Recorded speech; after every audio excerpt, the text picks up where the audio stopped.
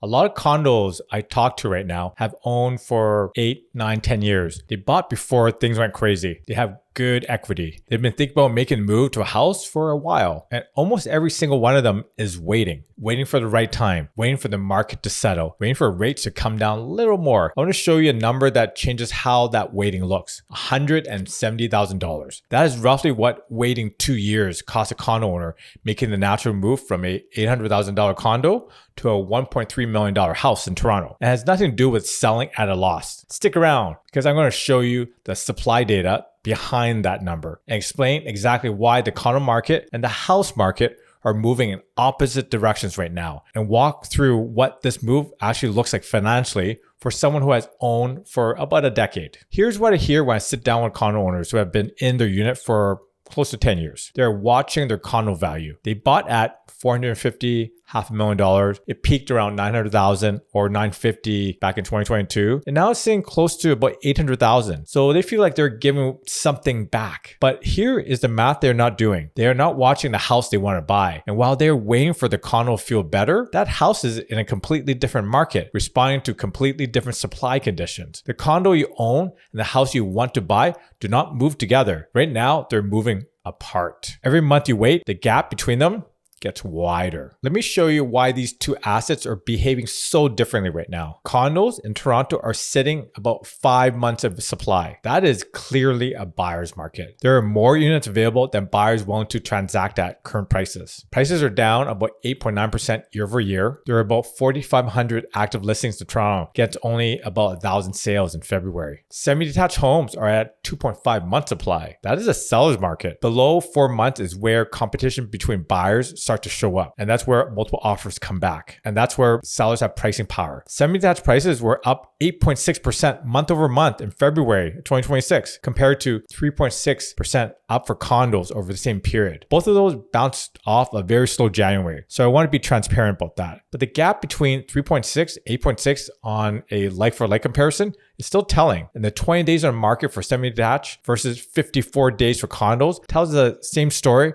without seasonal noise. Same city, same market, two completely different supply realities running at the same time. So when you're sitting in a property that takes 54 days to sell on average, and you want to buy a property that moves in 20 days, those two conditions tell you everything about where the pressure is. The reason the semi-detached market behaves the way it's structural. You cannot build new semi-detached homes in established Toronto neighborhoods. The streets are already built. The lots are already sized. There's no new supply coming. When demand returns, even partially, tight supply market moves up fast. The condo market faces the opposite problem. Thousands of pre-construction units bought in 2021 and 2022 are completing right now. That pipeline is adding supply into a market that already has too much of it. Working through that overhang takes time. Your condo is an oversupply. The house you want has structured limited supply. Those two conditions do not reverse quickly, and they do not reverse at the same time. Before I show you the gap chart, I want to be clear about the assumptions behind it, because I think transparency here matters. For the semi-detached, I am using zero appreciation in year one, flat,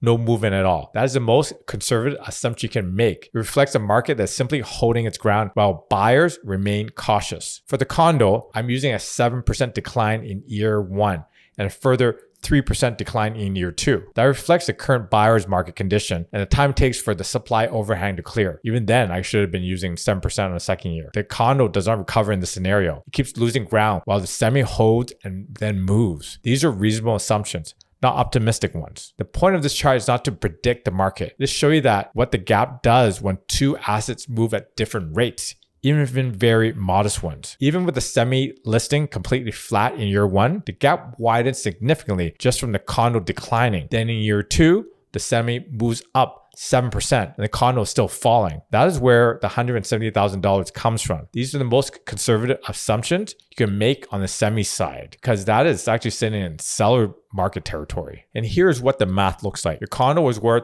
$800,000 today. The semi-detached you want is $1.3 million. The gap you need to close is about $500,000. After year one, your condo drops 7% to $744,000. The semi-detached holds flat at 1.3. The gap is now $556,000, so an extra $56K. After year two, your condo drops another 3%, and that's very conservative based on even a lot of supply coming from the pre-construction market. So that drops to $721,000. The semi-detached semi-detached appreciates 7% to 1.39. Now the gap is 669,000. The gap today is 500,000. The gap after 2 years, 669. That difference is about 170,000. Your condo kept declining. The semi held steady, then moved up. The gap grew 170,000, even though the semi did not appreciate at all in year one. Waiting does not just cost you time, cost you $170,000 in gap widening using the most conservative possible assumption for semi-detached appreciation. Remember again, semis are in a seller's market right now. Here's what I want the condo owner who has been in their unit for close to 10 years to understand. You're not in the same situation as someone who bought in 2021 and is underwater. You bought at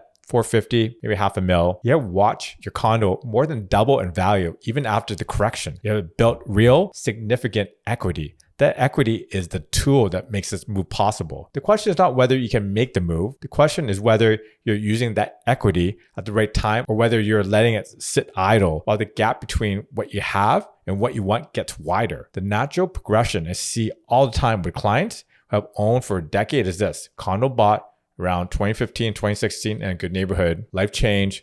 Family grew, space became the issue. The move to a house is not a stretch. It is the obvious next step. The only thing holding it back is a feeling that you should wait for a better moment. The data says the better moment is now, not later. And the $170,000 figure shows why. You have built a decade of equity. The question is not whether you can afford to make the move. The question is what it costs for you to keep waiting. So if you bought your condo around 2015 or 2016 for $480,000 with 20% down, your original mortgage was around $384,000. After 10 years of payments, your selling balance is roughly $250, $270. The condo sells for $800,000, but after selling costs of roughly $42,000 to $45,000, net proceeds around $755 to $758. You pay off the mortgage and you look at equity in the range of $485 to half a mil. Minimum down payment on a $1.3 million is calculated in tiers. 5% on the first $500,000 and 10% on the remaining $800,000. So the total minimum down payment is $105. You do not need 20% down on a home unless the purchase price is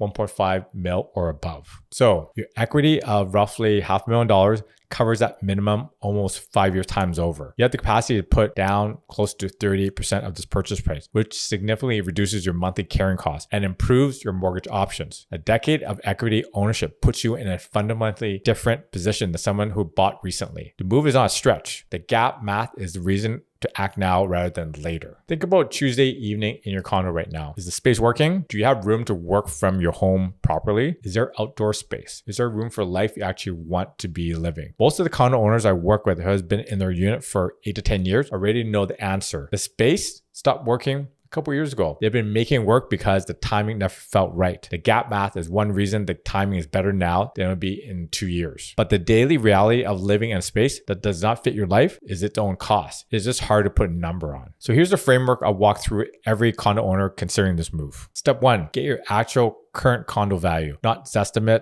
not something from House Sigma, not what your neighbor sold for 2022 or even back in 2025. Pull the last 30 days comparable sales in your specific building for your specific unit type and floor range. That is the number you're working with. The gap math only works if you start with a real number. Step 2, calculate your actual equity and your actual equity mortgage qualification today. Your income today is likely higher than when you bought. Salary growth over a decade changes for what you qualify for. So calculate the monthly payment on a $1.3 million house with 35% down at current rates and see if it's manageable or not. Step 3, run the gap math forward, not backwards. Stop looking at what you paid versus what you can sell for today. That is the wrong comparison. The relevant question is, where is the gap between your condo and the house you want in year 1 and year 2? That 4 number is what the chart shows. That is the actual cost of waiting. Step 4, understand the sell first sequence. In this market, you have time. List your condo, get it sold firm, then go shopping for the house with full clarity on your budget. You're not rushed. A condo buyer's market means you set a realistic price and let the buyers find you. You have inventory on the other side too. 2.5 months of semi-detached supply means competition, but not chaos. The sequence matters. Sell first, then buy with confidence. That's how this move gets done without financial stress. This move makes sense now if you have owned your condo for 7 to 8 years and have built good equity. Your household income today supports the carrying cost of a $1.2 to $1.4 million purchase after your condo equity as a down payment. The space in your condo is generally no longer working for your life. Not just inconvenient, actually not working. And you'll plan to stay in the house for at least 7 years. Transaction cost needs time to be absorbed. Hold off if your equity covers the minimum down payment but leaves no financial buffer. Don't overextend. One partner is on temporary income reduction. Qualify on your normal earning capacity, not a one-year dip. Your condo space still generally works for another 12 to 18 months, and use that time to build more savings and watch the spring market data. So the condo owners who execute this move well are not the ones who time the market perfectly. They're the ones who run the real numbers, understand the gap math, and act when the financial conditions support it. Right now, if someone has owned for close to a decade, those conditions are in place. There is a version of this decision where you wait 2 years and tell yourself you're being patient and responsible, but your condo went from $800,000 to $721,000 over those 2 years. And that semi-detached you always wanted went from 1.3 to almost 1.4. Now the gap grew $170,000. That is the mistake, not the paper loss on your condo. The gap that grows every year. The condo market and the house market moves in opposite direction. The supply data tells you those conditions are in place right now. Condos are at 5 months of supply, semi-detached at 2.5 months. These are not predictions. These are February 2026 TRREB numbers. The condo owners who understand the gap math, who have the equity from a decade ownership, and who run the numbers honestly, tend to look back at this window as exactly the right time to have made that move. They are February 2026 TRREB numbers. And that's it. Thanks again for watching. See you soon.